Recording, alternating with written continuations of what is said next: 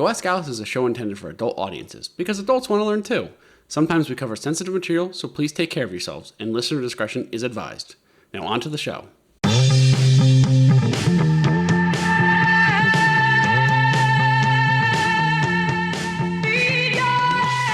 Hello, internet friends, and welcome back to another episode of Go Ask Alice, the show where we jump down random internet rabbit holes and bring you wonderful factoids from our adventures in Wiki Wonderland. I'm Drew, and I like scat. I'll let you figure out which one I am. With me is... I'm Lindsay, and I think that we should tip baristas the way that we tip bartenders. Yeah. Hey, I'm with it. I like that. And I'm Sara, and last week I got to hug a seal. Oh, you lucky.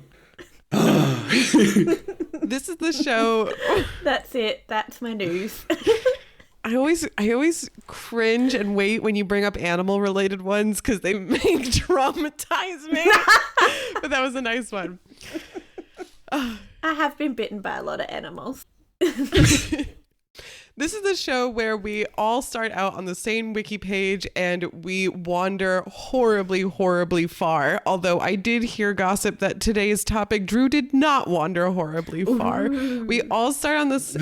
I'm sorry. We all start on the same wiki topic and we use the hyperlinks within the article to wander around until we have found something that we deem metrically interesting. This means we are stuck reading 2 or more paragraphs and then we are beholden to share it with each other and with all of you. Mm-hmm. That's right. So where did we start this week? We started this week on bakery. Yeah. Yum, yum. I'm so keen to see where Drew went because I'm guessing he clicked on one thing and was like, that sounds yummy. Drew and I both had to resist reciting the entire history of sliced bread, and I'm pretty sure we both went through and were around World War II. But that's as much as I know. Oh my God. I went through the history of sliced bread as well. Oh my God. And I almost stopped there. Me I thought too. the guy who invented sliced bread was fascinating. Yeah, but we didn't stop there. That's not the rules. We did not. We did not. But before we tell you where we stopped, it is question of the week. Drum roll, please. So this week's question of the week is, what is the first career you can remember wanting to do as a child? So, Lindsay, I'm going to go first with you. Okay, well, you picked kind of a bad one to start with because I have many listener submissions. Go for it. I'm so excited. I will say that 2 of our listeners both wanted to be garbage men, and I think that's really cute because they both used to watch the trash collectors out their window and think that looks really fun. One of our listeners, Brian Canway, said, I really wanted to ride on the back of the truck. And Gene said that he wanted that would have been so fun. Yeah, it's dangerous. Gene says that garbage is just awesome. He's not wrong. Another one of our friends in the Discord channel said, I'm pretty sure I wanted to be a chef. And I thought that was so cute, imagining a little baby in a chef hat. But then also on our Twitter, Jeff E. Spaghetti says that they wanted to be an archaeologist, perhaps the same as what Sarah's going to say. Maybe. Yeah, probably. Maybe. Very close. And another Twitter user, Kate Begins to Rock, said that they wanted to be a writer, but they were told that that's not a job. And I clicked on their Twitter profile, and they are, in fact, a very successful writer. So go, Kate. Yay! Claps for you. Go, Kate. Sticking it to the man. I love it. My first job that I ever wanted so badly was to be an acrobat. I don't know why, but I thought you were gonna say like a mortuary scientist or a mortician or something like that. I can just imagine like little baby goth Lindsay. I did not expect acrobat. I was very disciplined. I have very, very vivid memories of being in preschool and telling myself at recess, you're not allowed to play with all the other kids until you walk the entire perimeter of the playground balancing on the curb. And then after you've gone around once, then you can go play. I don't know where I got this in my head, but I was just very regimented as a child. Wow. Wow. Very authoritarian. I was 3 years old and I just decided like I'm gonna train myself to be an acrobat. Okay. Oh, that is so cute. Oh my god. What did you want to be, Drew? So, funny enough, when I was a little kid, I even drew pictures of it because I wanted it to be so bad. Yeah. And now that I'm older, I'm just like, why the fuck would I ever want to be that? I really wanted to be a police officer. Like, really wanted to be a police officer. Wait, I love that with little Drew being like, I'm 10, but also like, I'm 10, I'm a big cop. Yeah. I want to be big boy. Big boy britches. I'm gonna arrest you. I'm 10. I'm 10, I'm gonna pull up my britches and chase after the big criminals. Like, oh, yeah, that was me. I think a lot of little kids, though, they look up to law enforcement, and then you grow up and you realize that things are corrupt. Yeah. Wow. And then your hopes and dreams are crushed. Yeah, a little bit. Good. What did you want to be, Sarah?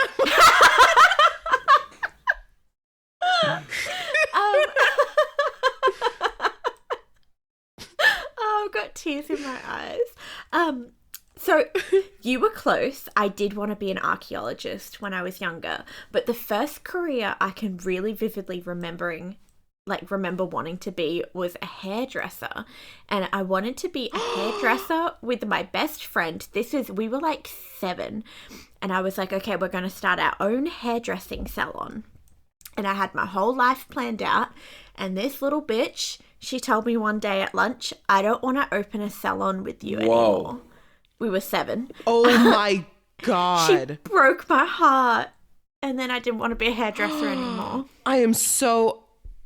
Oh, little Sarah, I am so sorry. Like, I want to go up to you with your half-eaten sandwich and just sit down next to you and be like, I'll open a salon with you. Oh, yeah. Well, it's okay because it's like a happy ending. Because even though I'm not a hairdresser, because of the pandemic, I'm now allowed to cut Simon's hair. There you go. Hey. I'm allowed to go wild with some hair clippers and some scissors. A couple times a year I'm allowed to do that. So that's nice. Everything works out in the end. Yeah. Okay, so I'm desperate to know where you guys landed, especially since we all went through sliced bread, but it sounds like I took a very different path to you both. Okay, well, I ended up in the Order of the Wine Geese. Whoa, okay. Okay. Is this medieval? It's a couple hundred years later. Okay, nice. Still historical, on brand. But I did find it through a castle. Ooh. Yeah, like I ended up somewhere in some castle, and then it was like, oh, they gave this castle to the Order of the Wine Geese, and I'm like, oh? Oh. Excuse me? Amazing. Oh my god. And where did you end up, Drew? Are you also in like a castle domain? No, I actually ended up on a very similar to a topic that I talked about previously. I ended up on the history of coffee. Oh, I like that. I thought you were going to say genetic diversity. No. God damn it. I don't always talk about it. Come on. Just say it. Genetic diversity. Yeah, let's get it out front. Get it all out now. Ha. Yeah. Well, I'm sure you've got to have genetically diverse coffee beans. Yeah. I mean, I could talk about that, but I'm not gonna. So, maybe I don't always talk about genetic diversity. I'm so proud of you. Proud of me. God. I'm so proud. So I think I kind of went kind of the same route as Lindsay with looking at castles and kind of ye olde stuff. Because I ended up on Percival, the story of the Grail. And this, to sum it up in like one word, I'm pretty sure this is like the earliest like recorded history of like fan fiction. Oh my god. Whoa. And it's also the most famous tale that we all know, the Holy Grail. That's this idea of that chalice that is meant to be, magical. And are you guys fans of Monty Python? Fuck yeah. Yeah, absolutely. Hell yeah. So all I knew about the Holy Grail was their Monty Python's Holy Grail. And I was just like, yeah, I guess it's a ye-old story from England. But I learnt about it this week. That's incredible that you hadn't. Wow. Okay. Awesome. Oh, very kind of you. Guys, this is going to be real fun. I genuinely don't know where to start. Maybe we should get a little pepped up with the history of coffee first. Coffee, yeah. I'm definitely down for that. Hell yeah. Then maybe I can talk about the Holy Grail. And then we can finish with whatever your crazy thing is. No, I think that makes tons of sense. I think that's a great order. Let's jump in. Okay. So the history of coffee. Hell yeah. So Coffee. Who wants some coffee? Sorry, it's Coffee. a little Joyzy. Drew and I are from New Jersey. We have to say it like coffee. Coffee. So Coffee. I'm walking here with my coffee. Coffee? I don't think we say it like that. That's what you sound like. No, it's Definitely not. Anyway, I ended up on the page for coffee, and it literally took me 2 clicks to get here from bakery. It was like boom, boom. It was like, sides with bakery. It was like sides that go with bakery, coffee, done. Which I know makes me a little basic, but the history of coffee is pretty fucking interesting. So let's Cool. keep on with that. So I'm a huge fan of coffee. I don't know if you two know this about me, but I used to drink a ton of it and still drink a ton of it. So, and like the only way I got through grad school was, consuming copious amounts of coffee just to get through that. But, I think most people do. And so this week I'm actually going to break the mold a little bit and not define my topic because I think everyone knows what fucking coffee is. You don't need a definition. You know what coffee is. You got it. I guess. I just kind of feel untethered. I don't know.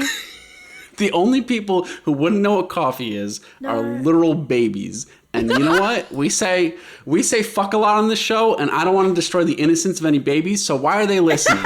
That's and true. Because I don't want to be responsible for producing bad babies. It's not me. Bad frickin' babies. Yeah, nobody let your babies hear this. Babies can't drink coffee. This unhinged Drew is my new favorite thing in the world. I ain't gonna define it. I'm unhinged. I ain't gonna define it. You can look it up yourself. I feel like Drew's like recording shirtless right now. He's like, I'm not gonna define it. I'm not gonna wear a shirt. How did you know? Pounding on his chest.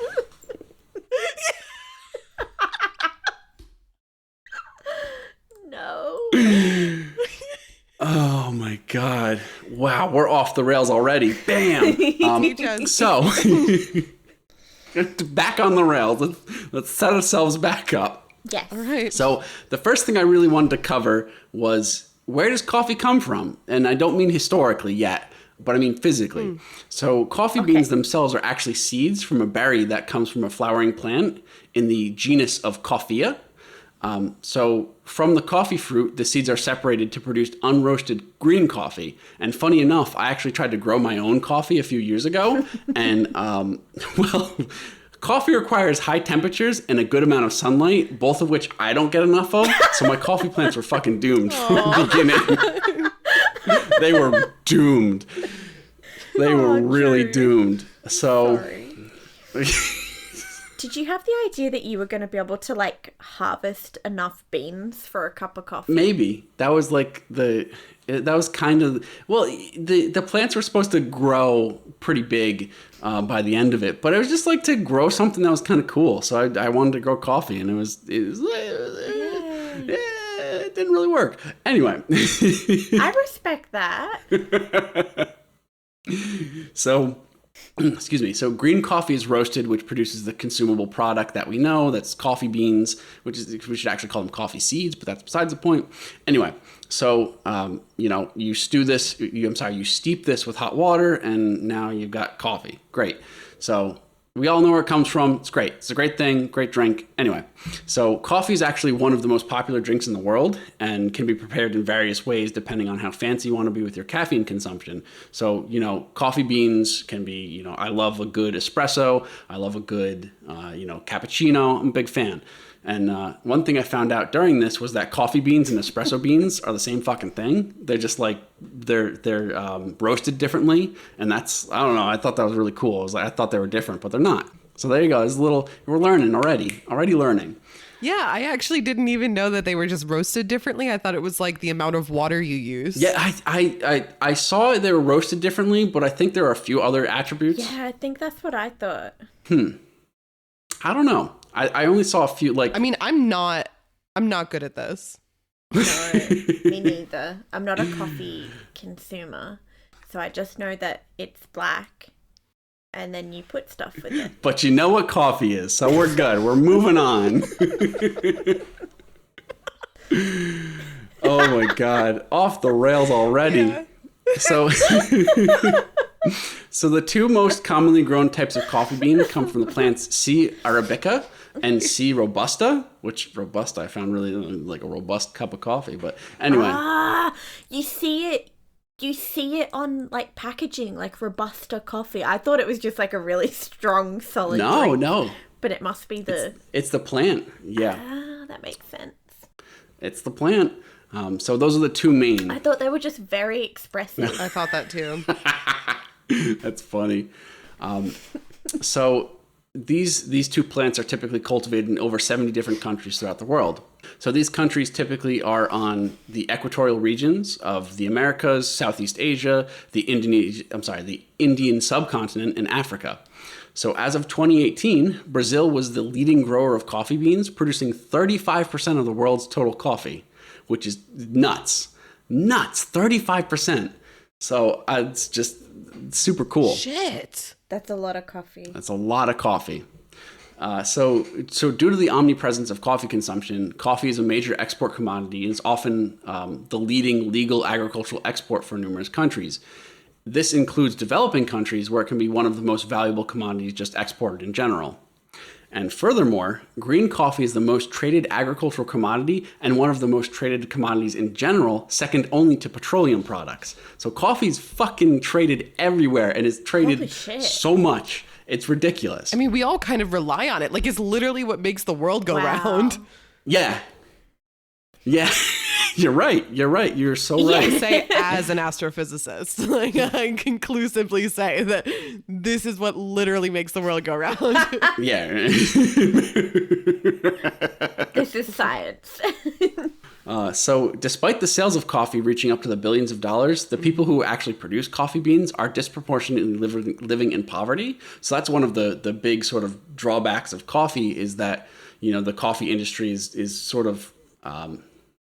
It disproportionately favors certain people and leaves a lot of other people in poverty, just like the main farmers. So basically, a lot of critics of the coffee industry also point to the coffee industry's negative impact on the environment and the associated clearing of land for coffee growing, which is a big thing in Brazil because a lot of the rainforest is actually cleared just for coffee growing, which is a huge problem because we don't want to, oh my God, we lose a lot of genetic diversity because we clear out the rainforests. Fuck, there it is.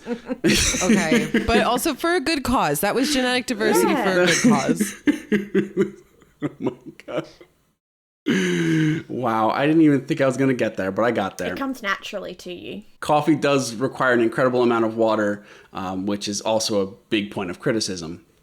So this is the reason why fair trade markets have, really sprung up. The fair trade and organic markets have expanded recently because these help mitigate some of the environmental costs and the wage disparity for farmers. So that's why I do buy fair trade market coffee and organic coffees because I think they're better for the environment and better for the people who are producing it. So that's just kind of a soapbox for me to stand on for a little bit, that I feel like everyone should kind of look into the coffee they buy so they don't just buy the cheap shit because that might not be great for the environment and might not be great for the farmers.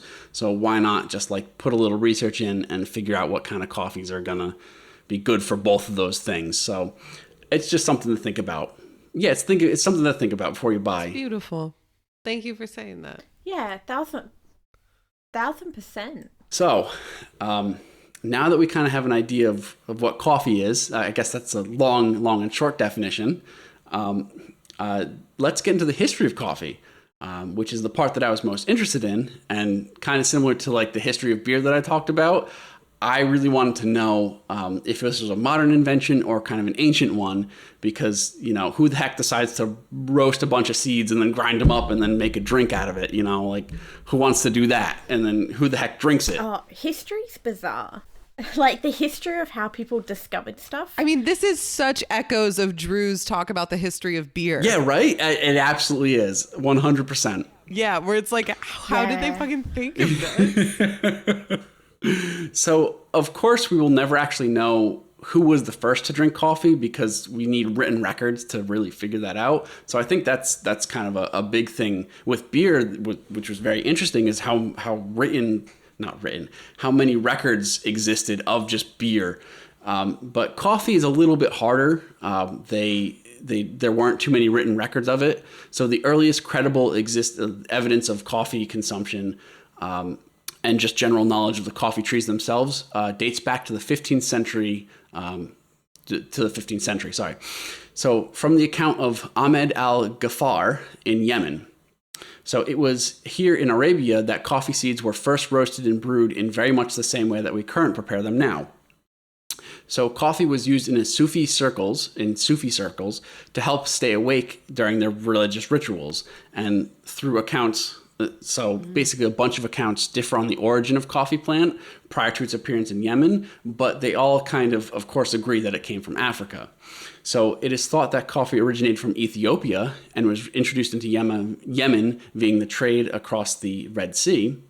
And one account specifically credits Muhammad ibn Sa'd for bringing the beverage to Aden, which is Yemen's capital, from the African coast. So other accounts actually credit Al ben Omar of the Shadhil Sufi order with being the first person to introduce coffee to Arabia. So according to a few accounts, Omar may have encountered coffee during his stay with the King Saladin, located in the Horn of Africa in 1401. So the famous 16th century Islamic scholar Ibn Hara al-Haytama, sorry, it's a lot of names, writes that the beverage called kawa was developed from a tree in the Zelia region, which is in the Horn of Africa. Oh my God, that is such a similar name. Yeah. Kawa. Kawafi. That is way later than I thought it was going to be. Yeah, right? That's exactly what I thought too. Like I thought it was going to be like 4,000 years ago these people started eating these beans because it gave them energy. No, that may have happened, but these are the first written records of it. So this is like all we have to go on. And I kind of covered that a little later too, but basically coffee was first exported from Ethiopia to Yemen by Somali merchants from Berbera and Zelia in modern-day Somaliland. Mm-hmm. So the coffee itself was produced in Hara and the Abyssinian interior by these merchants. Sorry, it was procured in these areas. Wow. So according to Captain Haynes, who was the colonial administrator of Aden from 1839 to 1854, Mocha historically imported up to 2/3 of their coffee from Berbera-based merchants before the coffee trade of Mocha was captured by the British-controlled Aden in the 19th century. So Mocha is actually a place. It's not just a drink, and I think we figure out where the drink comes from. Yeah. There's also Java later, which is I believe in South America, and I wonder where that gets used, but. Anyway, so basically, much of the Ethiopian coffee was exported. Wait, hold on. Java's Indonesian. Oh, you're right. Oh my God, you're so right. Just wanted to put that in there. Continue. No, you're so right, because I later say it's the Java. I'm silly. I'm forgetting my things. It's okay. I just keep going. I'm sorry. Apology corner for me. So by the 16th century, coffee had reached the Middle East, Persia, Turkey, and North Africa. So the first coffee seeds were actually smuggled out of the Middle East by Sufur Bada Budan from Yemen, because basically what would happen is they would boil or otherwise sterilize all of their exports before they were sent out. So you couldn't grow coffee unless you came to Yemen, which is like ridiculous. Not ridiculous. That's like kind of cool, but also kind of, It's smart. Yeah, you get Monsanto vibes from it, but that's a whole side note. So anyway, the first plants grown from these smuggled seeds were planted in Mysore, which is a city in southern India. And then coffee itself spread to Italy by 1600, and then the rest of Europe and Indonesia and the Americas after that. Wait, it's weird to think of Renaissance people drinking coffee. Yeah, right? It is a little bit. Well, I have one Renaissance man who actually talks about coffee. So in 1583, Leonhard Rauwolf, a German physician, gave his description of coffee after returning from a 10-year trip to the Near East. 10-year trip? Who goes on a 10-year trip? Holy yeah, right? shit. 10-year trip. Well, when it takes you like 6 months to get anywhere, it's kind of like you're not just going to get there and turn around. It's just a lot of effort. Sorry. You're going to need coffee if you're traveling for 10 straight years. I don't know. I think he stayed there for a little while. Anyway, that's besides the point. His account is all that matters. What did he say? So a beverage as black as ink, useful against numerous illnesses, particularly those of the stomach. Its consumers take it in the morning, quite frankly, in a porcelain cup that is passed around from each person who drinks a cupful. It's composed of water and a fruit from a bush called a bunu. So there you go. That's his little description of coffee. I was going to say that's still humans now. Like in the morning, you go out to a coffee shop and it's just people with their ceramic mugs chowing down the black liquid. Well, Yep. we're going to talk about coffee houses because they get really important. They get really important really soon. So in Venice, Venice is super important because, it's one of the centers of trades. So Venice and the trade from Venice, North Africa, Egypt, and the Middle East, the Ottoman Empire at the time, brought many goods, including coffee, to the Venetian ports. So from Venice, coffee was introduced to the rest of Europe. So coffee became more widely accepted after it was deemed a Christian drink by the Pope Clement VIII in 1600. Oh, fuck this guy. I'm pretty sure he was corrupt. What a dick. You can't just claim a drink for your religious... Well, he definitely did, because a lot of people thought it was a Muslim drink beforehand and then wouldn't drink it. And then as soon as it was deemed a Christian drink, then they were fine drinking it. So, he deemed it. Oh my God, it's just bean juice. Well, It's a little more complicated than How that. crazy that people would refuse to drink it if they didn't think it was Christian. I mean, the Crusades happened. Like people did crazier shit just because it was, their religion. They did do some crazy shit. That's true. Anyway, so the first coffee house was actually opened in Rome in 1645. So there we go. That's the first coffee house. 1645. Oh, Yeah, that's ridiculous. wow. That's amazing. Right? The Dutch East India Company was the first to import coffee on a large scale. So the Dutch later grew coffee in Java and Ceylon within the first Indonesian coffee, which you were right, Lindsay, definitely Indonesian. So the first exports of Indonesian coffee from Java actually to the Netherlands occurred in 1711. So through the efforts of the British East India Company, coffee became popular in England as well. In the diary of John Evelyn, recorded on May of 1637, it was said that he tasted the drink at Oxford in England, where it was brought by a student of another college from Crete. Okay, all over the place. Yeah, right? So Oxford's Queen's Lane Coffee House, which is established in 1654, is still in existence today, and that's one of the other first coffee houses. You can go there. You can get a coffee at one of the first coffee houses. Oh, that's awesome. Holy crap. Maybe a Go Ask Alice trip to a coffee house. Yeah. I'm down. Oh my God.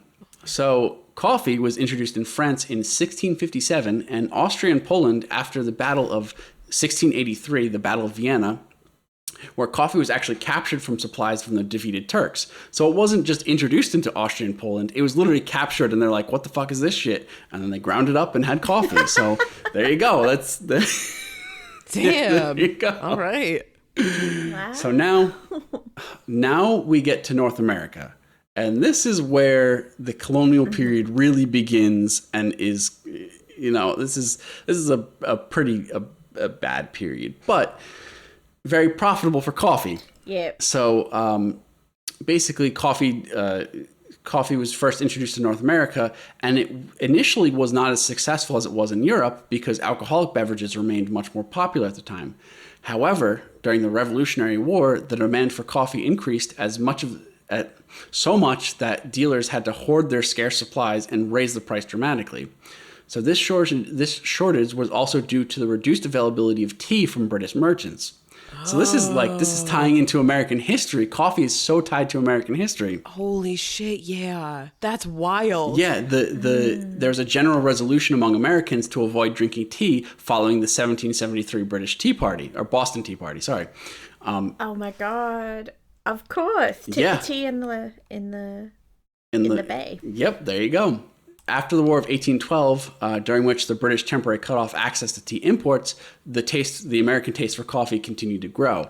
So basically, coffee was kind of looked as a replacement for tea, and the British Empire was, of course, looked at as bad, and they're, the tea drinkers. So why don't we just become the American coffee drinkers? So it's very tied. But that's stuck. Very tied to American history. Very tied. I mean, but it's still like that culturally. That cultural divide is still like that. Yeah, it's very funny. The 18th century, coffee consumption declined in England, giving way to tea drinking instead, because they had captured the tea industry not captured, but had conquered the tea industry within India. And so the tea became much more available in England because they had that colonialism. That colonialism, yeah, true. So that's, they had that, and so tea became much more available, and coffee was less used. So here we actually get to a Frenchman, Gabriel Duclos, who took a coffee plant from the French territories to Martinique in the Caribbean in 1720, sorry. And this is where, the coffee industry really exploded because, the Caribbean is so good for coffee growing. Like Caribbean and Central America is so good for coffee growing. So this is kind of where, the coffee industry really exploded. I say that coffee thrived in this climate and was cultivated across the Americas. So coffee, interesting enough, it was cultivated in Haiti from 1737, and by 1788, it supplied half the world's coffee just from Haiti. Half of the world's coffee. Whoa. Wow. Haiti's not a big place. Haiti is definitely not a big place. No. The problem... That's impressive. Right? The problem is the conditions that slaves worked under on these coffee plantations was a factor in causing the Haitian Revolution because it sucked so much. So another thing that wasn't really... I mean, the moment you said problem and then slavery, I was like, that's the problem. Yeah, that's the problem. That's the problem. So one of the things the Wiki article really didn't cover is just how intertwined the coffee industry is with slavery, or was with slavery, I should say. And that's, I think, something that we need to also recognize is that, coffee was very much intertwined with the slave industry. And I think that's, it's really got its dark roots.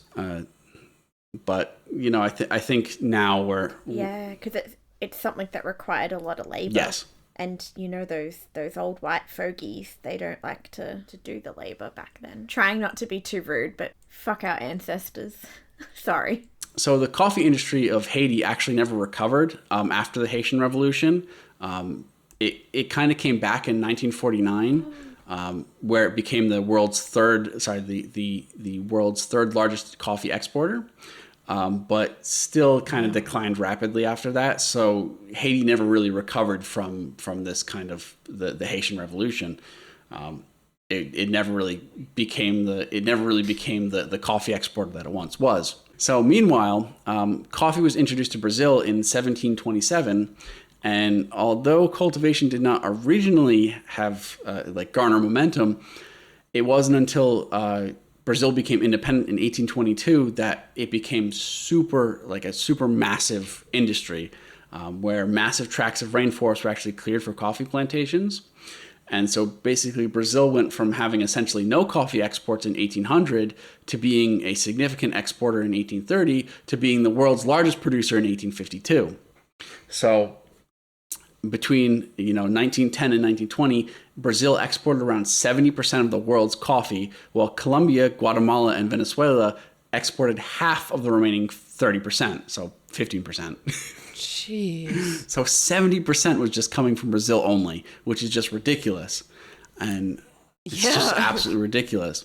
Wow. So finally, the old world's production actually accounted for less than 5% of the world's exports of coffee. So it's absolutely ridiculous how much Brazil was just exporting coffee. Yeah, especially considering that's not where it originated. Yeah, right? It's not at all. And that's why the old world was like kind of left in the dust, because it works so well in that climate. So cultivation was taken up by many countries in Central America in the latter half of the 19th century, and almost all involved large-scale displacement and exploitation of indigenous people. So again, we have the problem of, now it's exploiting the indigenous people versus, slavery. Coffee has a lot of dark roots. That's just what it comes down to. So these harsh conditions led to many uprisings and coups and bloody suppression of peasants. But kind of funny, the only notable exception to this was Costa Rica, where the lack of ready labor prevented the formation of large farms, and only smaller farms and egalitarian conditions actually were present between the 19th and 20th centuries. So Costa Rica was a good place. So only because they had to be? Only, I guess so. They were held accountable. Okay.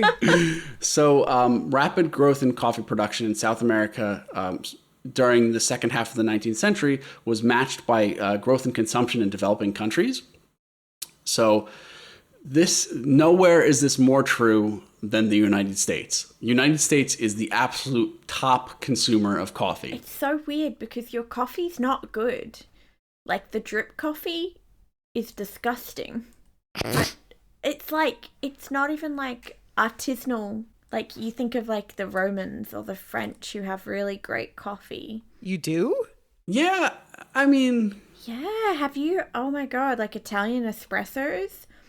Like, delicious. And in Australia, we do not have drip coffee. That's a sin.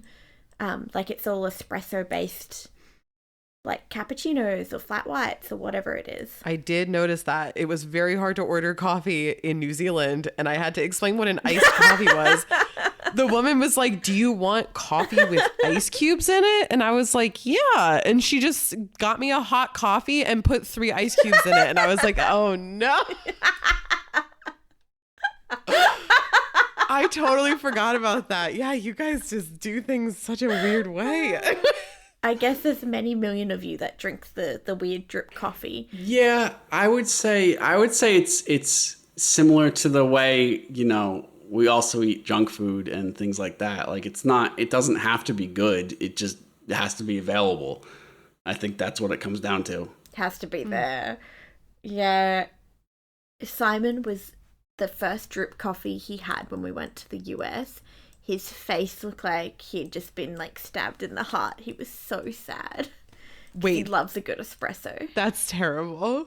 Meanwhile, the whole time I was in New Zealand, I was like, "Do you guys have like any Dunkin' Donuts?" And they were like, "Yeah, we have one." I'm like, "Where?" And they're like, "It's in the airport in Auckland." I'm like, "Fuck." We have Krispy Kreme instead of Dunkin' Donuts here. But it's not as good as Dunkin' Donuts.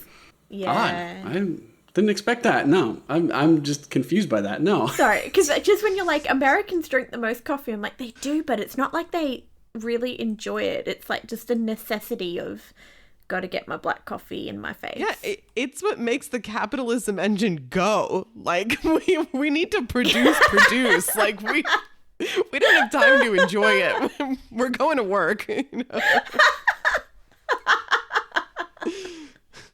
Oh my God, that's so funny and so sad that it's and true. so true. So true. I don't need to enjoy it. I need to just get 3 cups down so I can do the things that I didn't want to wake up to do.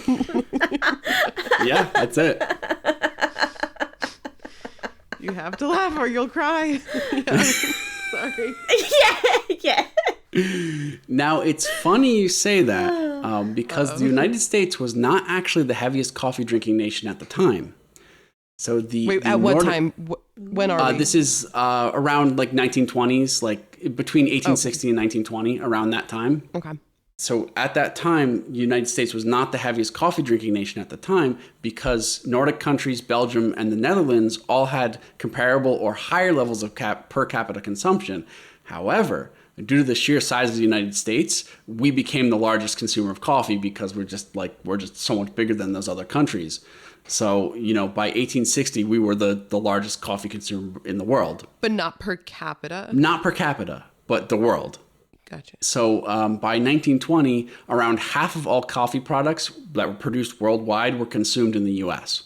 So that's a lot of frickin' coffee. Shit. Wow. And, you know, a lot of developing countries actually used coffee as a vital cash crop to help, you know, fund themselves. So, you know, over 100 million people in developing countries have become dependent on coffee as a primary source of income. This is like in Africa, this is Central America. So, you know, it's a lot of developing areas, and coffee is just so important because it's this huge cash crop. That's kind of where we sit in a modern time is coffee is this huge cash crop. So it's not, you know, it doesn't have the you know, the negative impacts of not completely negative, but it doesn't have the negative impacts of slavery and things like that, but it has the more negative impacts on the environment. And you know, there's a lot of disparity in income between the people who are producing it and the people who are selling it. It does have some dark roots to it still, so we just have to be conscious about what coffee we're buying at the end of the day. Anyway, that's a little bit about the coffee history. I wasn't really expecting this to go where it went, but it was pretty cool, and I you know, it was pretty cool, and I think coffee from a historical perspective is pretty cool. So that's my end of it. Coffee's cool. Yeah. Damn. Right? I mean, it's very cool, but I think that maybe what is surprising is that, like, okay, it's true that the slavery roots were there, like, in the sort of like the middle of the history, but you could definitely make the argument that the way that people are treated and not paid is modern day slavery, even if there is like a wage. Like, I know that there's been child labor issues when it comes to coffee as well. Yeah, you're right. You're very right. Yeah. So it's like, and it's interesting to hear this. It's still exploitative. It is. And it's interesting to hear this also, like, in such a numbers way, to hear that, like, you know, Americans drink the most coffee. And so it's kind of like Americans have the most responsibility to check where their coffee is coming from. And, you know, like, fair trade coffee is usually very plainly printed on the bag. It's, you know, it's a smaller choice. Yeah. It, you know, may be more expensive, but it's because you're not exploiting the people who made it. Like, people. That's very true. That's very, very true. Yeah. So, you know, it's kind of one of those things that I've kind of heard, you know, whispers of in the back of my mind, but then or in the back of, like, conversation, I guess, but to hear it so plainly put that, like, you know, per capita, this is, like, you may think that you're a small person, but what you do actually, like, has a global effect. Absolutely. And I think that's kind of the real key point I wanted to put here, is that think about what coffee you're drinking before you drink it. I mean, it's not just like taste or all that, but it's like actually do some research as to where it comes from, because that's just as important as like your enjoyment of it is, you know, shouldn't be exploitative. That's what it comes down to. Mm-hmm. I love that. Yeah. I'm amazed that there's not laws to say that, like, if you're going to sell coffee, it has to be fair trade. I wonder if in Australia, because I think I'm just so used to seeing that all of the coffee products here, coffee and chocolate products, because I think the cocoa bean also has a history fairly similar. Yeah. But all of it, I don't think I've seen a product without a fair trade thing and information about exactly, like, what are the labor laws in the countries that it comes from that you can research.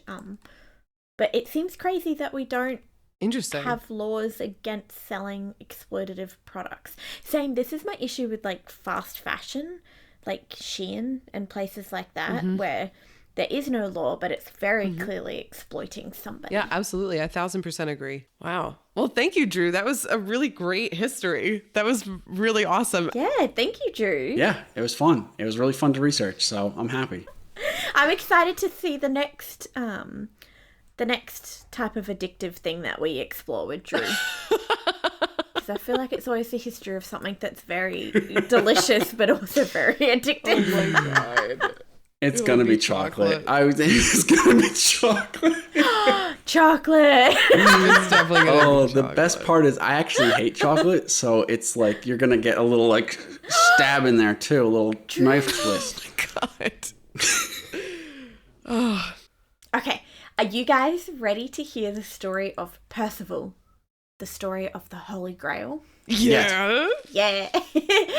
So, what do you guys know about the Holy Grail so far? Is it mainly just like pop culture references? I believe it's what Jesus drank out of at the Last Supper. Oh, that might be one myth of what the Holy Grail is.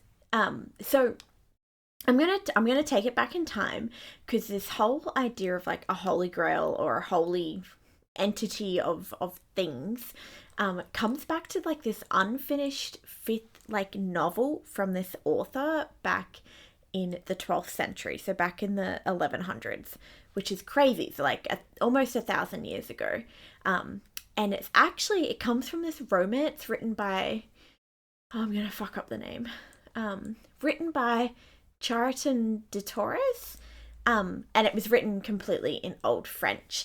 And what is awesome about this guy's work is, so he was a poet, and back in the day a lot of manuscripts and books were kind of written in verse, so written to be spoken.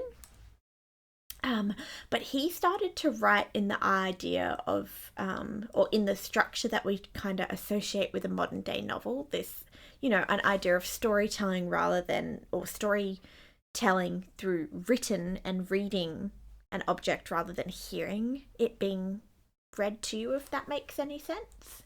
Mm-hmm. Mm-hmm. Yeah. So, and as I said at the beginning, I'm gonna like take a mega shot in the dark and say that I think it is probably the first recorded like fan fiction work in history. This whole novel. And basically, Oh my God. like, long story short, he's writing this novel. It's fucking huge, like 50,000 lines of things, and it doesn't get finished, but people decide to try finish it for him, and we'll get to that. But I thought that was just so epic. Wait, is the fan fiction what he wrote, or the people finishing his work? People finishing his work for him. Okay. Yeah. Yeah. It's like, Well, I don't know. like, People yeah. write really big fan fictions. That's true, and people did add really big sections onto this already massive piece of work. They're like, we need an ending, we need a solution. Yeah. Oh, Yeah, so we'll get to it, but the gist is that Percival, this story, was never finished, and despite it being already the longest written piece that this author had ever written, it was like 50% longer than any of his other romances, and it was still not finished.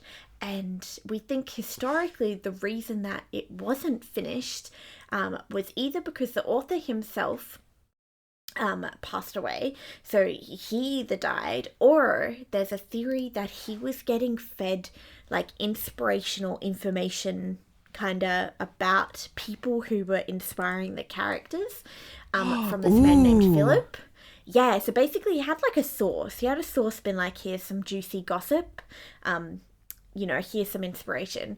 And we think that Philip, who was telling him this, probably died. And so it's either the author himself died or his source died, and the work just His never got muse. finished. Oh. So, are you ready? Let's break down. I love that drama. Ooh. Maybe the romance was about them, and then Philip broke up with him. Oh, poor thing. Maybe he was heartbroken. I like that theory too. Juicy. So I want to break down the original non-fan fiction bit story of Percival. So the story opens. We're set in a scene with Percival, who is a young boy, and he's been raised by his mother in the wilderness of Wales, so in the depths of the forests of Wales in the UK. So you can think of him as like this little, I don't know, he's like detached from society. He doesn't really know what anything is. He's just being raised in the wilderness. And this young, impressionable boy. And the story goes that one day, Percival, or I'm going to call him Percy because I think it suits him better. You're already making fan fiction about it, Sarah. I am. Literally 2 seconds ago, you were like, I'm going to tell you what's not fan fiction. And then you're like, I gave him a nickname. It suits him better. God damn. It does. Okay, so Percy boy. We've degraded. Percy was riding his horse through the woods, as you do, and he came across this massive group of knights. So remember, this is back in, 1,000 years ago. Apparently knights were just bloody everywhere in the UK, according to this story. Everywhere you go, you somehow come across a knight in shining armor. So he comes across this giant group of knights, and he was like, and I'm paraphrasing, I'm adding some fan fiction flair to it here. So he was like, dang, I want to be one of them, basically. That sums up that chapter. He's like, I want to be one of them, but his mother completely refused this dream. And she was like, no, you don't want to be one of them. You want to live out here with me. That's not the career path for you. Wait, hold on. This is the first time one of our subjects answered our question of the week. Yeah. Yeah,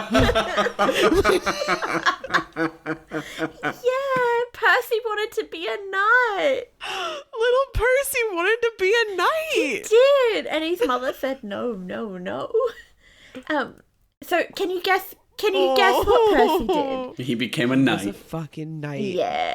Yeah, he did. So he was like, fuck this. I want to be a knight. I'm a runaway. And this is back in the time of King Arthur, set in the time of King Arthur. So he's like, I'm a runaway. I'm just going to go join King Arthur's court. As you do, I'm going to rock up. I'm going to be a knight. So he gets there. I'm sure the adventure would have been wild because that was a long way to travel. But he gets there and he enters, King Arthur's court, beautiful medieval times. It would have been crazy different to where he was used to living.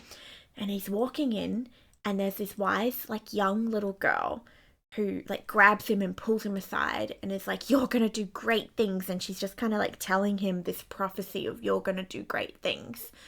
Which, that's a nice welcoming. That's a good greeting. That would inspire confidence in me. I kind of wish somebody did that when I walked into grad school. You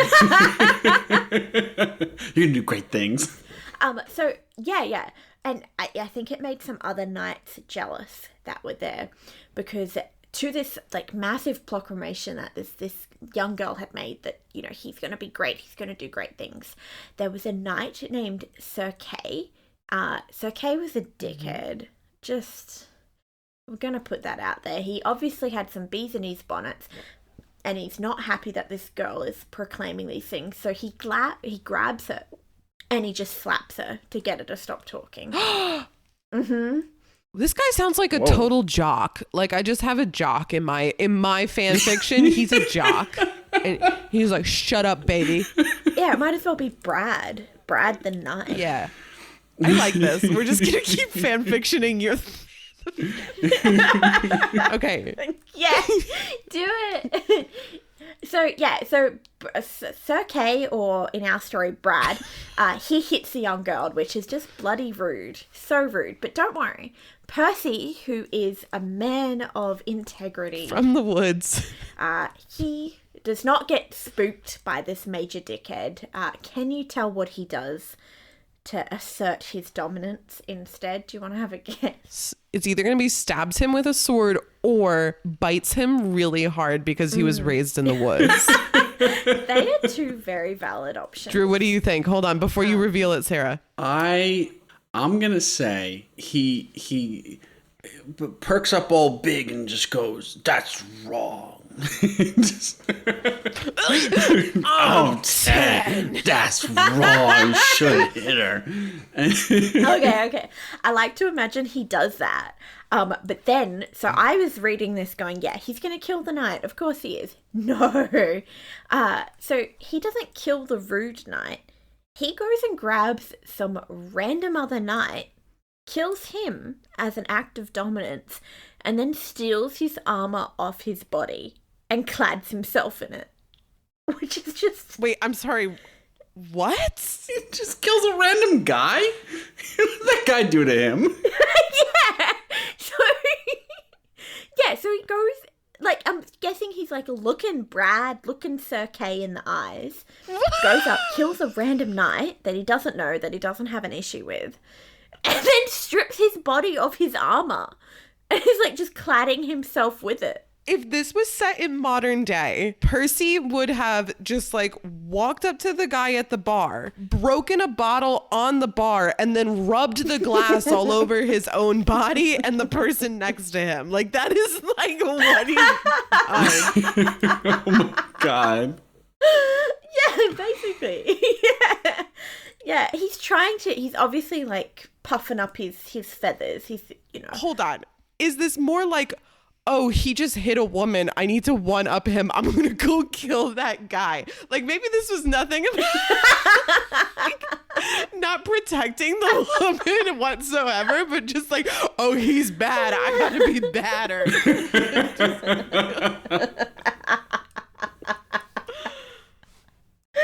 Oh, I love it. It sounds like that because, like, why didn't he challenge him to like a duel or slap him a little bit of payback? But I don't know why. Anyway, we've got to remember that Percy remains pissed off at this knight for the rest of his life. Just put that in the back of your minds for now. Because he did. Okay, yeah, I feel like this is self-inflicted, but fine. Yeah, so for now. Okay, so setting the scene again. So Percy's just fucking killed a man and stripped him of his armor and clad it on his own body, as you do. He's feeling pretty great. He's feeling pretty good about himself. He's just defended his honor. And so he's like, yeah, I'm going to set out and I'm going to go get some knight training because, I want to be a knight. So he's like, okay, who shall I go train with? So he's going to go try train with the Knights of the Round Table, which have you heard of them before? Of course. King Arthur's court. Of course. Yes. Yeah, so super popular, super predominant, like English literature. These are the bad boys of the knights. These are who you wanna train with. It's like the CIA of knights. Sure. So he rocks up and he's like, I want to be your friend. I want to be here. So he goes there, he starts training with the Knights of the Round Table. He's doing okay. As he's training, he falls deeply, madly, completely in love with one of the head knight's nieces. And, it's not just a typical romance. This niece actually gets captured and is like held for ransom. And he goes and saves her from the capture. So he's like, I'm going to save you. I'm going to, win you over with my Prince Charming act. Literally, the knight in shining armor comes and rescues her. Ooh, I like that. I guess. Yeah. I was like, I wrote truly the stuff of an original fairy tale. I'm like, I don't know. I mean, there's probably some problems in that. But yeah, basically, he's a fairy tale. He's a hero. He's saving this lady. He's, he's living his life. As this is happening, though, remember, he's still angry at Brad. He's still angry at Sir Kay. And so Sir Kay had disrespected him all that time ago, and he's still holding a grudge. So Percy, when he rescues his lover, this niece who was captured, he then, captures her assailants who had kidnapped her and threatens them that he will, mess them up if they don't deliver basically like a warning. And then he grabs another random knight and in front of them fucking kills them.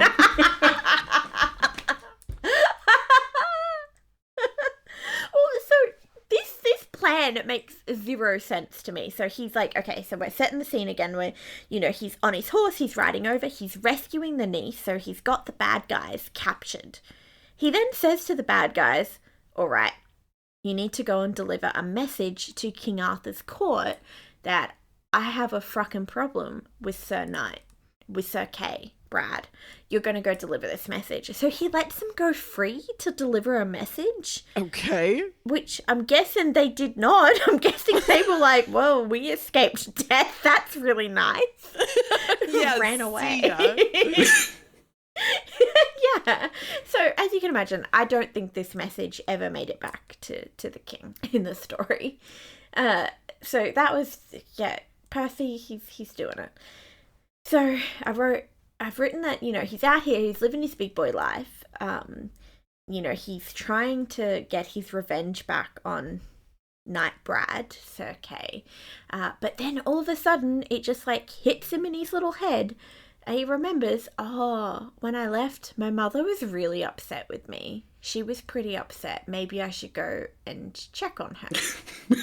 Now he has a conscience? Like the fucking murder of a random person doesn't bother him, but, oh, my mother's a little sad. I better go check on her. No, my mum might be sad. Okay, hang on. Wait, stop. Okay, hang on. We need to pause. Okay, hang on. One of the theories you said at the beginning was that Philip was giving this guy information. Yes. So if we follow that just for a second, do you think that Philip was just like fucking with him? Like, because none of this fucking makes sense in order. Like, either like he's getting... Like, none of this could have happened. Like, maybe... Because it's meant to be a story, but like the theory was that Philip was kind of feeding him tales about this real knight that he knew. But it can't have happened. There can't have been a knight. That's what I'm saying. Yeah. It's like, you know, if we believe that theory, what the fuck was Philip listening to? No, Philip was getting fed bullshit at the bar. I'm guessing from all different nights. Because it can't be true. Because, okay, so you think this is a wild tale? We're about to get to the good part. So... Okay, but also, like, this author's, like, fucking dumb for just listening to all of this and being like, oh, good, I'm gonna write that down now. Like, you didn't bother to connect the threat, or, like, you could have reordered, like, leaves home, then thinks about mom, or, like, you know, like, I don't know. I feel like there were moments this could have made sense. Yeah, could have done some story structure. Yes, well put, Yeah, yes. No, apparently this knight, Percival, is meant to have kind of like a fractured psyche. He's struggling with life, but this is very chaotic. So he's like, okay, I need to go see my mum. Like, spur of the moment, he heads off to go find his mother. Wild story though. So he's on his way back to the forest in Wales to check on his good old mama. And he happens to come across, all of a sudden, this Fisher King who sparks conversation and invites Percy back to his castle. Okay. Yeah. So he's like, oh, I made a friend. Mama can wait. I got to go back to this man's castle. So while he's there, Percival witnesses like strange processions of objects. So it's like young men and women who are carrying all of these magnificent looking objects, all of these incredible looking things, and they're just kind of moving them from one chamber to the other. I don't know, maybe they were like spring cleaning, but they're moving them around. Okay. And in order, so he's sitting there and there's just people carrying random shit around. So first comes a young man carrying a bleeding lance. So a lance, like a big stick of wood that you joust with, that apparently had blood dripping from it or was bleeding. Okay, good. Nothing more said about that. Normal when you first walk in, yeah. Yeah, totally. So that trots past him. The little toddle past. Then come two boys who were carrying a candelabra. So, like, you know, fairly impressive looking decorative piece. That walks past him. He's like, okay, they've got some nice stuff in this castle. And then, out of the next door, a beautiful young girl emerges bearing a very elaborately decorated grail. So the chalice, that's the special grail. And he's like, wow, that's beautiful. That's gorgeous. And it disappears, and then he sees another woman carrying like a silver platter. So he sees all these amazing things, and he kind of remembers them. And he's like, okay. So he watches this, and apparently this is happening while they're eating dinner. People are just wandering around with random things. So, you know, he had been trained by the Knights of the Round Table to be, you know, a polite boy, not talk too much, just kind of observe. So he sat silent through all of this. He didn't really, like, you know, ask his host, you know, this is great chicken, but what's the deal with the lance dripping blood over there? He didn't ask any questions, basically.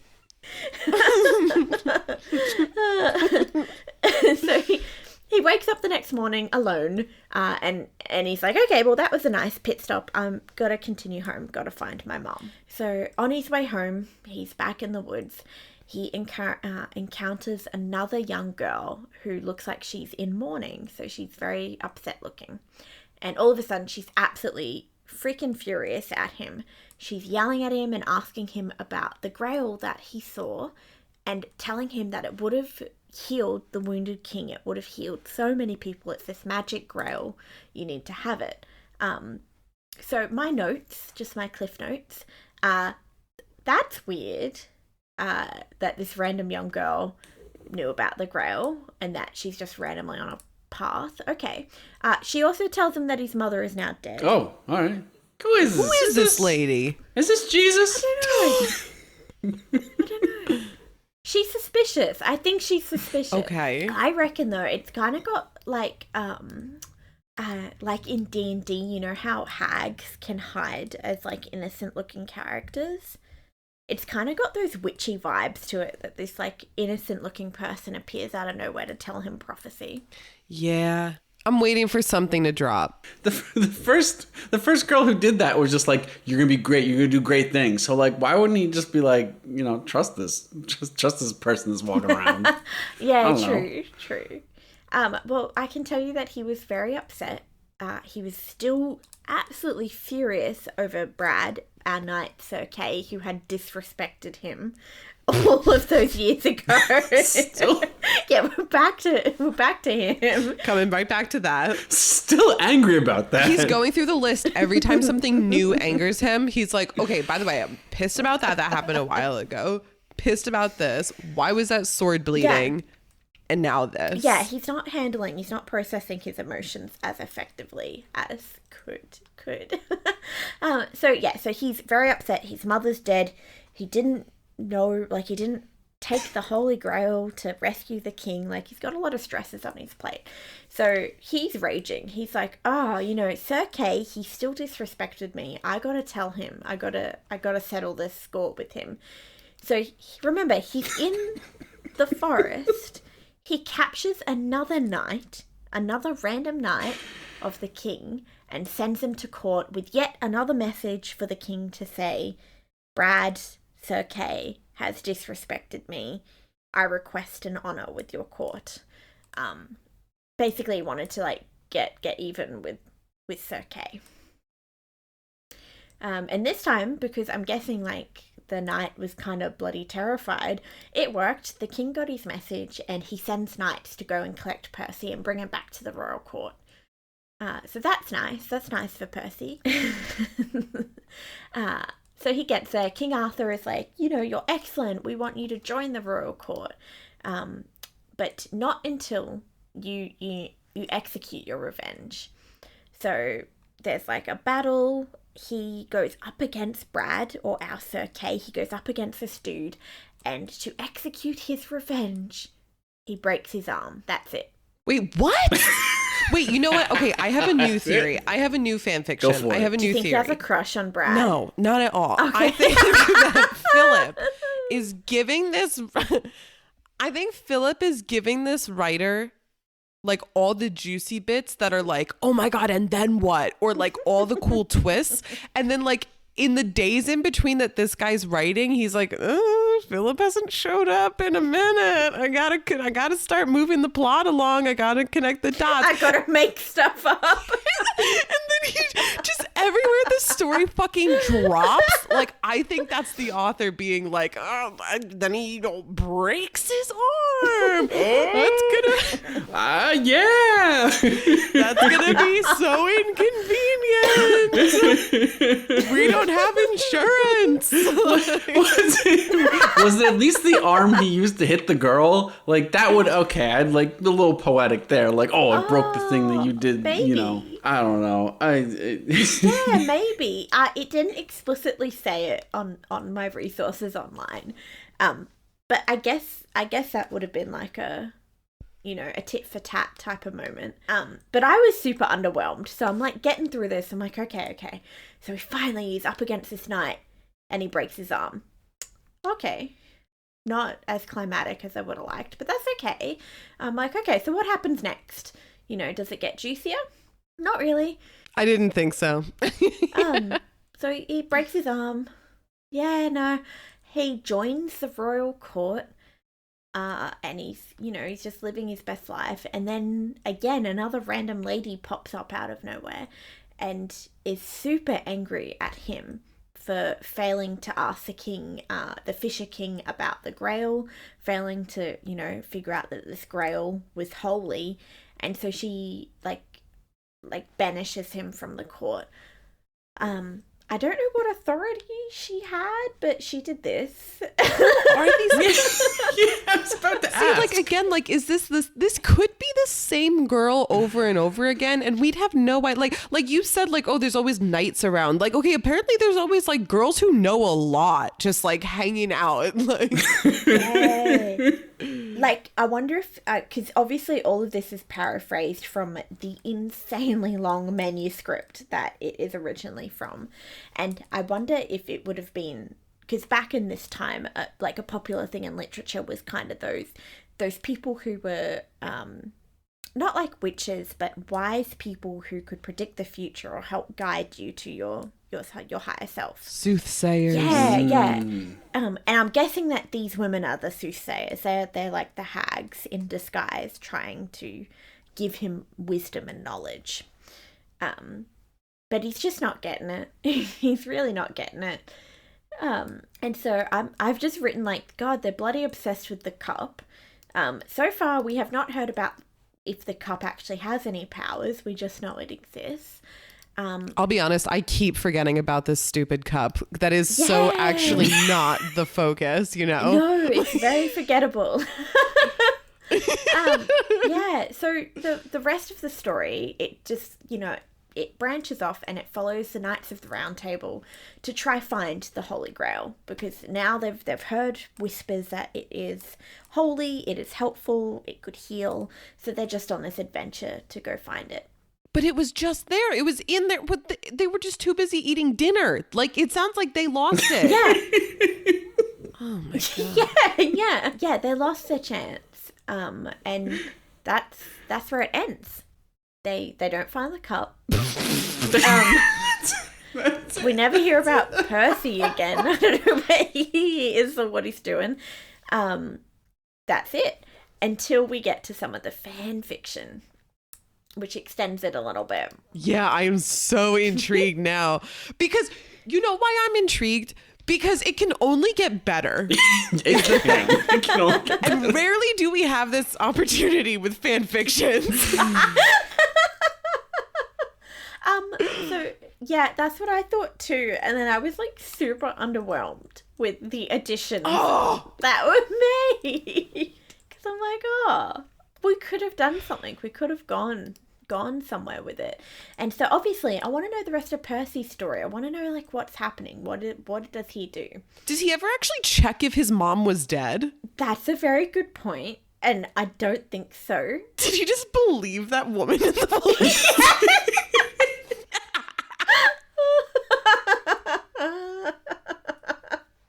Yeah. Wow. His poor mum's like, God, Percival never calls me. He never pops in to say hello. Oh my God. Yeah. So some of the continuations. So the first one kind of follows back. It goes back into Percy's story. And it deals with the fact that Percy is obviously, he regrets not getting this grail. So he goes back to the castle where he saw the Holy Grail for the first time, and he's trying to discover it, but it's not there. There's a whole like side story with the sword and the fact that there's this sword that you can only repair if you're worthy at this castle. Kind of like the sword and the stone, but not really. It's like a home brand version of that. Except there's no stone. Yeah. so in this side shoot, he repairs his sword. He's trying to put it back together, and he can't get all of the cracks out of it. And apparently, the cracks in the sword are meant to symbolize his broken psyche. So he's obviously dealing with like some mental health issues, which aren't we all? So that's the first kind of extension, and it also includes like this love story of another knight called Caradoc, like a whole other love story of Caradoc. But I was like, I don't care about him. I want to know about Percy and the Grail. Yeah. If you don't introduce the characters in the first scene, I don't care. Yeah. Oh my God.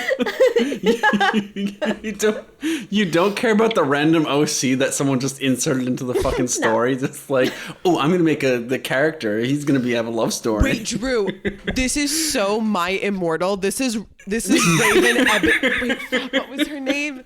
Raven Enobi Dementia Raven Way? No. Yeah, something like that. Fuck. For anyone who's never read My Immortal, it's a fan fiction where the author like very blatantly inserts herself into the world of Harry Potter, and often My Chemical Romance shows up. Very often. It will give you a nosebleed if you read it, so don't read it. It happened to Drew. I was there. Very dramatic. But that's what this sounds like. It's like, oh, this knight shows up. It's the guy writing the story. He's like, oh, and here's my OC's in the story now. Yeah. Oh, so good. So that was the first couple continuations. We've also got one that kind of wraps up Percy's story. Like kind of, this kind of is like it incorporates the idea of like Sir Lancelot, that whole history, kind of, fable. But anyway, so in this other continuation, which is 10,000 lines, so like a lot of lines, so Percy goes back, he goes back to at the castle again. He's got an issue. It ends with the Fisher King, who was the owner of the castle. He dies, and then Percy somehow like ascends to the throne. Don't really know how. I'm not sure whether like he killed the king and then he got the throne, or if it was like a dodgy will, like he made the king sign the will before he died. Who knows? Anyway, Percy gets to the throne, and he lives peacefully for 7 years, and then he decides that castle life is not for him, and he goes and lives as a hermit in the woods. Back where it all began. Exactly, back where it all began, and he dies. So he never got his grail. He never got that Holy Grail. Yeah, and then there's more continuations, and each time they're adding like thousands and thousands of lines, and they're just trying to tie up all the loose ends of the original story and of the other continuations. But that's basically it. Like, that was the original Holy Grail story, is Percy just trying to find his grail, and that's it. What's so unsatisfying is it was all just a rumor that this grail did anything. Yeah. No, it was all a total rumor. Nobody saw any magic or anything. It was just like, that shiny thing might be good. He's just haunted by this girl crying alone in the woods about a cup. But yeah, he's just been seeing these crazy women. I don't even know if these women were real, or if this was like his broken psyche. Maybe he's having hallucinations or delusions. Who's to say? I'm going to stick with my original theory that this guy, Philip, was the only one, like, he was carrying this story. And then the guy who really wrote it was just really dropping he might as well have just been like picking a word out of another book and like writing that in. And then, that was so... I love it. Philip was doing all the hard work. I want to beg everyone listening to this, either join our Discord or come to Go Ask Alice Pod on Twitter or Go Ask Alice Podcast on Instagram. I don't care which. Just write a better ending, please. Just I need somebody to write a better ending. Yes. Do your service to like right the wrongs of history by writing a better ending. Like that's all I have to say. But we please need a better God, ending. keep it below 10,000 lines because that's obscene. That's not an ending. That's a novel. Okay, so the Order of the Wine Geese. Oh. The story, the way I structured this, I'm gonna leave what that actually is as a reveal. I'm gonna build up to it. So without even defining what it is, we're just gonna jump right in. My story takes place in the 1690s in Ireland, and at the time, Ireland was kind of ruled by James II of England. So sorry to like throw more history at all of you, but we're gonna fast forward a couple hundred years. And at the time, James II, you may know him as the last Catholic monarch of England, Scotland, and Ireland. And our story is kind of about when he became the last one. Okay. I did not know that, but I appreciate it. I didn't know that either, but I have heard of his daughter and his son-in-law, who are William and Mary. I guess reversed. Mary is his daughter. William is his son-in-law. So we in the U.S. have a very famous college, William and Mary College. But Mary was really one of the first Protestant leaders of England. So the tension between the Protestants and the Catholics is going to be kind of like the driving force of the story. So basically what happened was Mary like overthrew her father with the help of her husband. And James II was like, first of all, this sucks. Second of all, my empire is huge. So I'm actually just going to fuck off to Ireland, recoup, and then come back and try to take it over again. And Ireland was like, oh, that's great. Cause like we're mostly Catholic and you're Catholic. So like, let's absolutely hang out. This is going to work.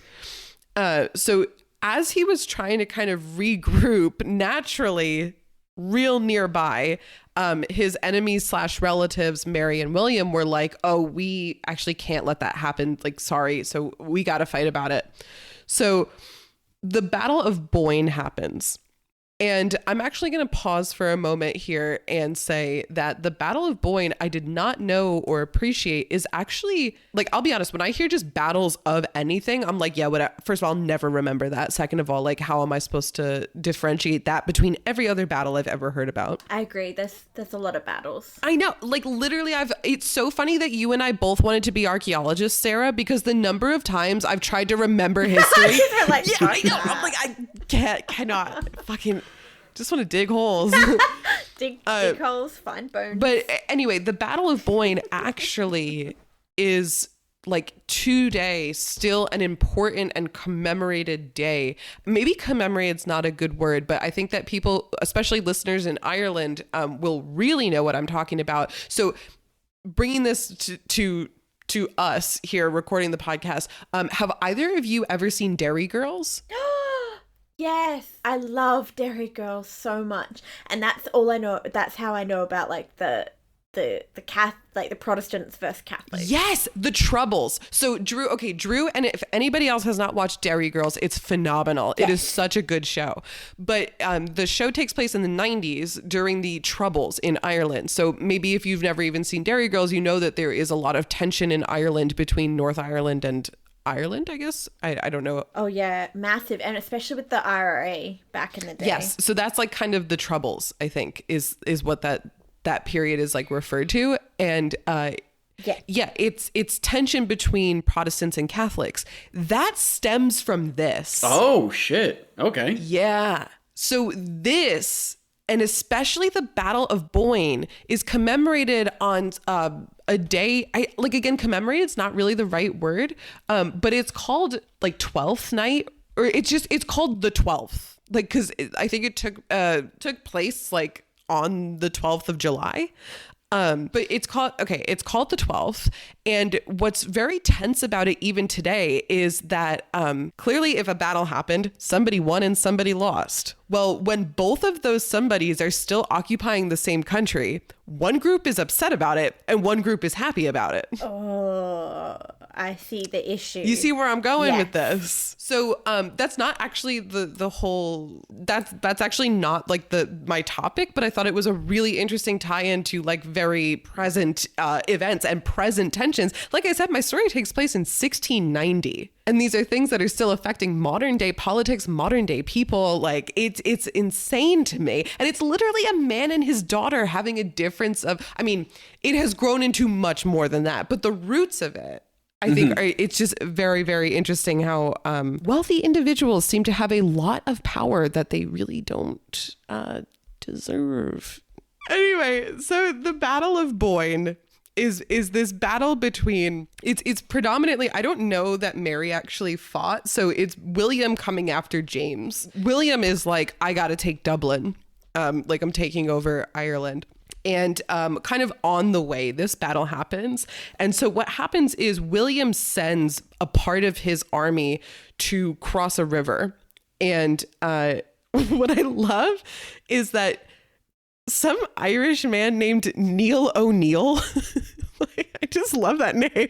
Neil O'Neill sadly was unsuccessful in leading like some of the local sort of Irish soldiers. He led them against this faction of William's army and they failed, actually. So I guess James kind of hears about this part of William's army that's crossing the river, and James has never really, he has no experience in war. He just came here to regroup. Like, he's just like, I hate all of this. And so he kind of hears about this, has no idea what's going on. And he's like, oh shit, I'm outflanked. Like, this guy's coming to get me. I'm fucked. I'm really scared. So he sends a large portion of his army and, quote, his best French troops to go fight what was meant to be a diversion. Oh. So already a really bad idea. They both, so the like large group from James, small diversion group from Will, they're about to cross this river to oppose each other. Both of them didn't realize that it was actually a very deep and swampy ravine, so nobody could do anything. And they literally sat there while the artillery fire just fired at each other. But like all the other soldiers just sat there and waited for the artillery to finish. I don't know. It's like the epitome of not my problem. Yeah, it's literally, yeah, it's like, well, I can't throw my sword that far, or whatever they're fighting with. So they're just like, I'll wait. Yeah. Until we run out of ammo. I'll wait. So this mixed with like other skirmishes during this battle caused James to freak out and retreat. And the Irish people who were fighting with James are like, this is our fucking land and you're retreating. Like, it just was so bad for morale. And as you can imagine, William wins. And of course, at the end of any kind of battle or any kind of war, there's like a treaty that comes about. But up until the day of the treaty, the Irish Catholics who were fighting with James kept fighting. And so the treaty was called the Treaty of Limerick because I believe that's where it took place. And James was like, okay, James, the Protestant guy, was like, okay, you know what? I get it. You guys are all protecting your land. Everybody who is just a normal soldier, like you're free to go. Okay, just disappear, which, you know, not really that generous because he's like taking over their land. Like that part's like sucks. But he was like, I thought it was nice that he was kind of pardoning them, but then like higher officials had to stay and have consequences. See in that what you will. So the Treaty of Limerick kind of let these people flee. Well, here is where we finally get to the Order of the Wine Geese. Yeah. And I'm laughing because I personally feel as though the universe keeps conspiring against me specifically. Because once again, I'm going to talk about French history, even though I'm talking about Irish history. I don't know why this came. I rolled my own eyes so hard. What, are you gonna roll someone else's eyes? If I had the chance to roll anyone else's eyes, I would. I think this is the perfect example of, like, you are who you are. You can't escape what you like. Lindsay loves French history.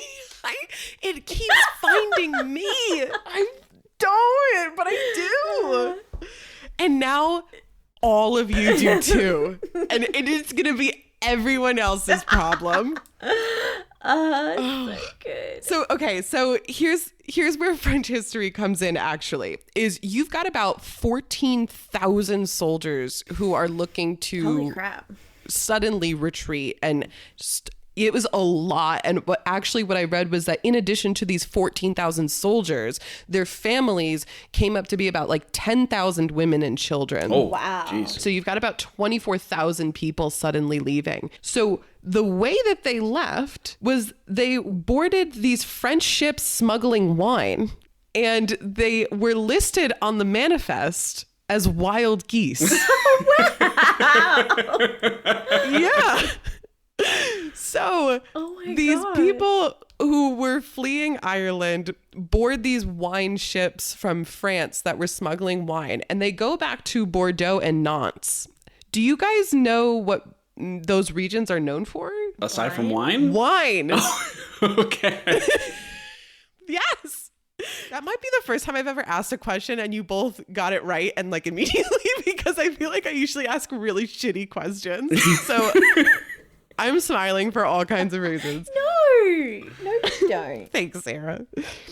Well, these wild geese, as they were called on the manifest, come to France. They come specifically to Bordeaux and Nantes, and this is where the Order of the Wine Geese kind of gets started. All of these Irish immigrants start up like as merchants and as eventually vineyard owners, and they develop their own wine that becomes very critically acclaimed. So have you guys ever heard of Hennessy? Yeah. Yes. Yeah. Hennessy comes from France, but obviously has an Irish name. Oh my God, that makes sense. This is why. So the It just clicked. the Order of the Wine Geese. So the term is now very generally used to describe Irish immigrants who were operating in the wine industry in France, but that's like kind of where the name comes from. But I do think that like an official order kind of had been started, and I think it had some kind of like military associations as well, and obviously being part of like also its roots. Which again, I didn't look too far into. I was mostly just very interested in the fact that you have like many Irish vineyard owners still present day operating in France, and this is where it all came from. And so to end, I couldn't help myself. Largely due to the Treaty of Limerick, I wrote a limerick about my topic that I wanted to close with. Amazing. Old Jimmy caused a flight of wild geese to land all over France but in Nice. Though they had their wine, they missed Ireland all the time, so grapes paid the price for their peace. Wow. Claps for... Oh, That's good. amazing. That's so good. That is great. But yeah, that's just a little tidbit. I had to read a lot because the Wiki article I clicked on didn't exist. So I went off-roading quite a lot and then found a very slightly different article that I should have found first. Eventually I came back to Wikipedia, but anyway, not important. That's my whole story. Wow. That was amazing. That's incredible. Yeah, there is a lot actually. So I'm not into wine. So like every time I kept reading from wine websites, my eyes would gloss over. But if you're interested, a lot of people have talked about like specifically the wine legacy of these wild geese, as it were. Yeah. Think about that next time you're in the grocery store, like looking at wines and you're like, oh, there's all these Irish wines because they're wild geese. Well, thanks for hanging out with us, guys. We hope you had fun. This has been great. God, from coffee to the Holy Grail to the Goon of Fortune. This is It's everything important you've always needed to know. absolute yawns. Wow, we did a lot of drinks today.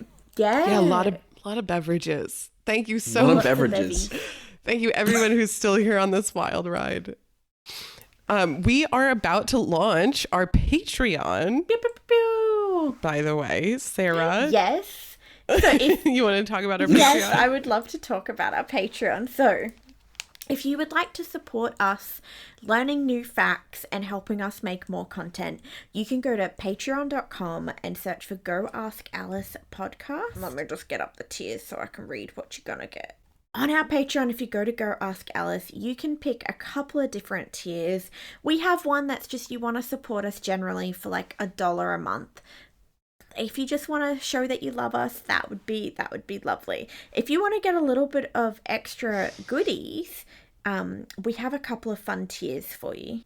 So our first tier is called Roaming Rabbits. It is $5 a month. You get a Patreon shout out and you get some Alice extras. Alice extras include behind the scenes content, ad-free episodes and stickers and some more things throughout the year. So that's a great way to be able to support us. And you get a nice shout out. You get a smoochie from Drew. Like that's premium content right now. Drew doesn't know that we're pimping him out. Surprise! Good. We have the Call Me Alice or the Alice tier. That is $10 a month. You get Patreon shoutouts, all the Alice extras, and you get to pick what wiki page we start an episode on. So you have control, you have the destiny to pick where we end up and where we go, basically, from picking that wiki page. Yeah, or you can see if you ended up in the same place as we did. We can all start on the same wiki page then. Yeah, I can guarantee you will not. And finally, we have our Mad Hatters. So again, Patreon shoutouts, Alice extras, you get to pick the wiki page and you get to pick the question of the week. So basically, you get a whole episode to yourself with your question and your wiki page. And you get to join in and have all the fun with us, obviously online and on Discord and on Patreon. So we would love if you support us because we would love to make more content. That is our dream. And get to know you. Help us achieve our dreams. Yeah, we want to get to know you. Yeah, you listening right now. We're going to give you a little smooch. That was a sample. That was a free one. That was a sample smooch. What sample? Free sample from Drew. All right. Well, that's it from us. You guys already know all of our social media links. And if you ever want to come hang out on Discord, we're waiting for you. And we really love Robin. Yeah, we love you, Robin. Bye.